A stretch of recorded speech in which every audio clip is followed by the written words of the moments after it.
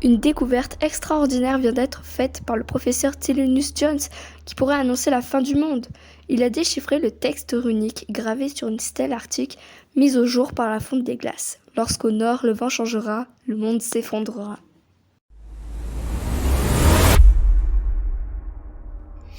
Ce texte est très inquiétant car il semble lié à des réalités physiques mesurables. Mais je ne suis qu'archéologue et non spécialiste en climatologie. Il faut que je contacte au plus vite ma vieille amie Rowenda Hughes de la Miskatonic University à Arkham. Son équipe est connue dans le monde entier pour ses travaux sur le gir de Beaufort. Elle seule pourra m'indiquer quel crédit accorder à ce sinistre présage. Cher Thelonious, ta découverte est inquiétante à plus d'un titre.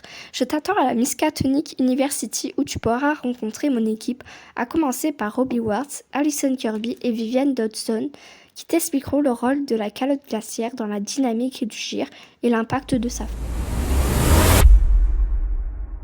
Bonjour Thelonious, tu as raison de t'inquiéter. Nous observons un phénomène de fonte des glaces arctiques qui a des conséquences plus grandes que nous le pensions. Regarde ce montage. Nous avons mis de l'eau dans un bac circulaire en rotation afin de simuler le gir arctique. Puis, nous avons ajouté des disques de plastique fin flottant à la surface de manière à observer les courants de surface. Comme tu le vois, l'eau est partiellement recouverte de polystyrène simulant la banquise.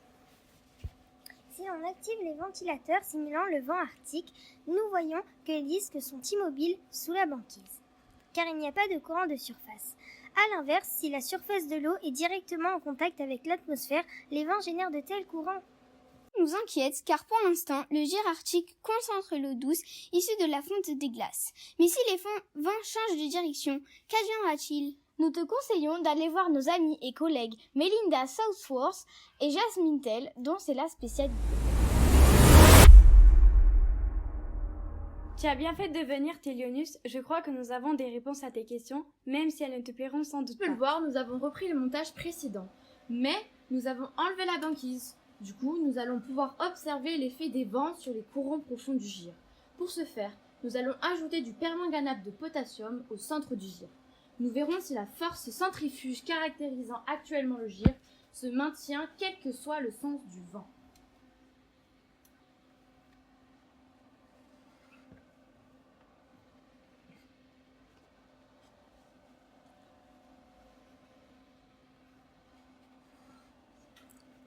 Comme tu le vois, dans ce cas, une force centripète se met en place, ainsi qu'un courant qui va de la surface vers les profondeurs, un downwelling. Dans cette deuxième partie de l'expérience, le sens des ventilateurs est inversé. Ils soufflent dans le même sens que celui du gir. Je vais verser le permanganate de potassium.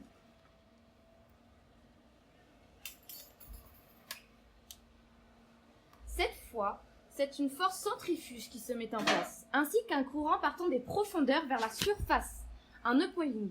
La conclusion que l'on peut tirer de cela est bien sombre, Thelonious. Si les vents s'inversent, l'eau douce jusqu'ici concentrée par le gir sera versée dans l'océan Arctique. Les conséquences pourraient être dramatiques, mais seuls Faye McConnell et Jess Kindle pourront réellement t'éclairer.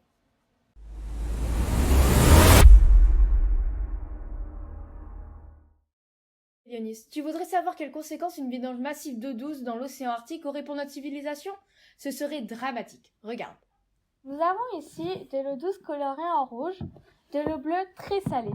Et nous allons les verser dans un bac d'eau peu salée, de manière à voir si la salinité des eaux a un impact sur les courants marins.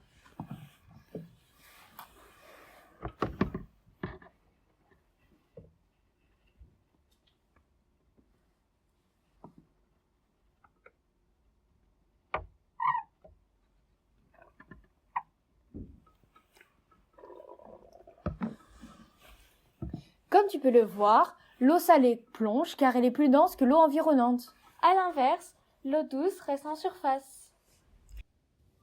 Actuellement, un courant chaud est concentré en chaleur au monde depuis le golfe du Mexique et apporte à l'Europe cette chaleur qui nous permet d'avoir un climat si doux. S'il est dilué par un apport massif d'eau douce, nous pourrions observer son ralentissement, voire son arrêt.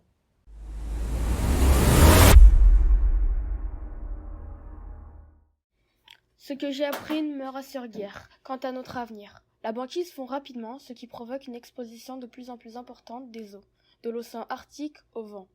Or, si le vent arctique change de direction, ce qui se produit régulièrement, nous pourrions observer un ralentissement tel des courants chauds que l'Europe pourrait se refroidir massivement alors que nous sommes dans un contexte de réchauffement global.